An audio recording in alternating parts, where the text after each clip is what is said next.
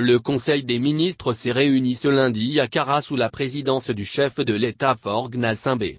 Le Conseil a examiné 3.03 projets de décret, écouté 5.05 communication et 1 compte-rendu. 1. Le Conseil a examiné un premier projet de décret portant réglementation des opérations de transbordement en mer. 2. Les opérations de transbordement en mer se sont développées dans notre pays compte tenu de la sécurité qui règne dans nos eaux territoriales, fruit des efforts du gouvernement visant à développer l'économie bleue. 3. Au regard des risques inhérents à cette activité et de sa portée économique, il s'est avéré indispensable de mieux l'encadrer. Le présent décret vise à instaurer le régime de ces opérations et de leur impact environnemental. 4.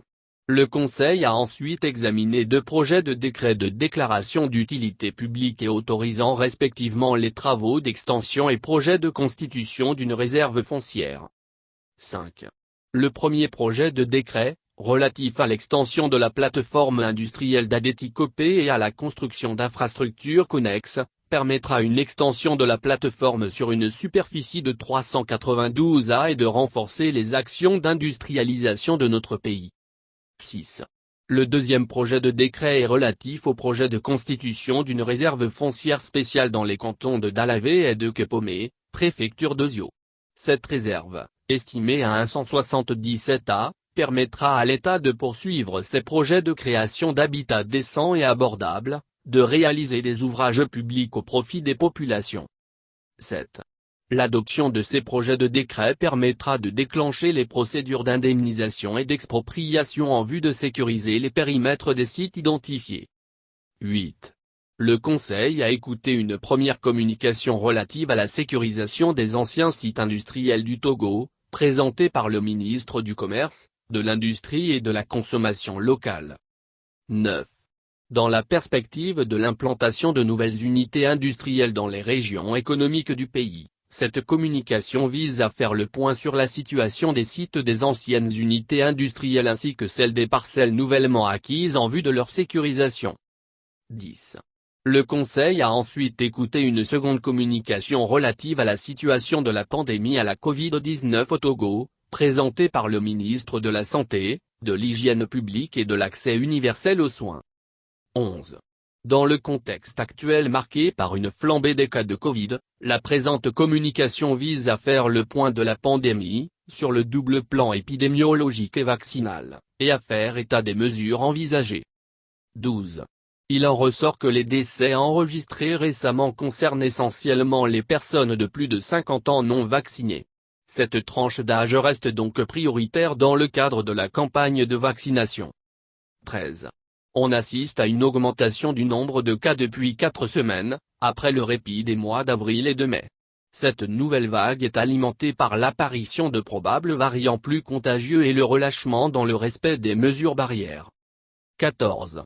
Face à cette situation, des mesures visant à accélérer la vaccination et à renforcer le contrôle du respect des mesures édictées, notamment dans les lieux accueillants du public, ont été proposées. 15. Le Conseil a ensuite écouté une communication relative à la nomenclature togolaise des métiers et professions, présentée par le ministre de la Fonction publique, du Travail et du Dialogue social. 16. Dans le contexte actuel du monde du travail marqué par la globalisation, et l'émergence de nouvelles activités, la classification de la nomenclature des métiers et professions nécessite d'être actualisée afin de prendre en compte les nouveaux corps de métiers et professions. 17. Par ailleurs, cette actualisation permettra au public et aux employeurs d'uniformiser l'identification et la classification des catégories socio-professionnelles, tant du secteur formel que du secteur informel, sur l'ensemble du territoire national. Elle contribuera également à la réalisation du projet d'identification biométrique. 18. Le Conseil a ensuite écouté une communication conjointe relative à l'évaluation des activités des organisations non gouvernementales, ONG, au Togo, présentée par le ministre de l'Économie et des Finances. 19. Compte tenu de l'évolution du contexte d'intervention des organisations non gouvernementales, ONG, et de la nécessité pour l'État d'assurer le contrôle, la transparence et l'efficience de leurs actions, il est apparu nécessaire d'actualiser le cadre réglementaire. 20.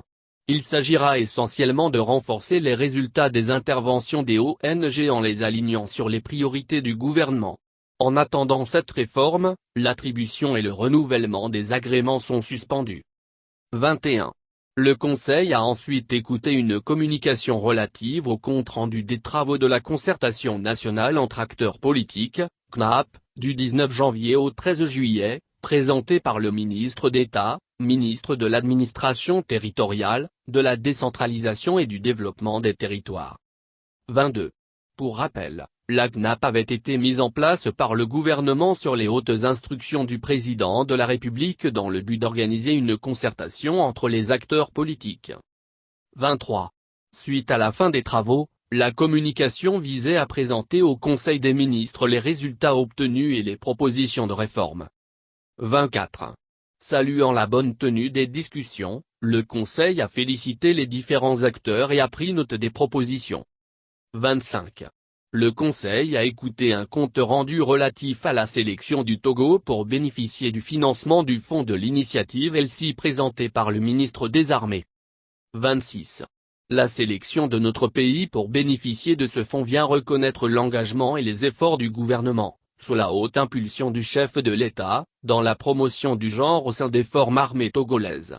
Ce label est un encouragement pour l'ensemble du personnel féminin des forces armées togolaises. 27.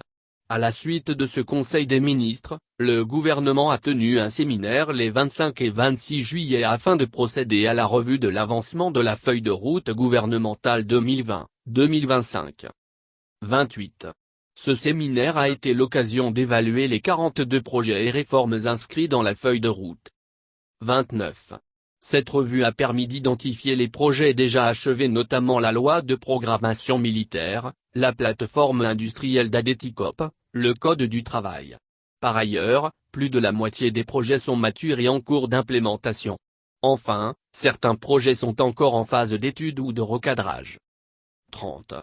Cette analyse a permis de constater une bonne appropriation de la feuille de route et une dynamique de mise en œuvre collégiale. 31.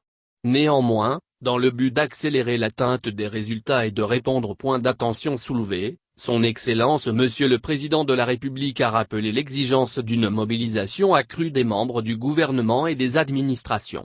Il les a exhortés à maintenir l'esprit collégial et de solidarité qui permettra d'avoir plus d'impact au bénéfice des populations. Il a mis en exergue la nécessité de faire mieux fonctionner les instances de pilotage à tous les niveaux afin de répondre aux points d'attention soulevés. 32. Avant de lever la séance, le chef de l'État a fixé des objectifs à court terme à atteindre avant le prochain séminaire gouvernemental.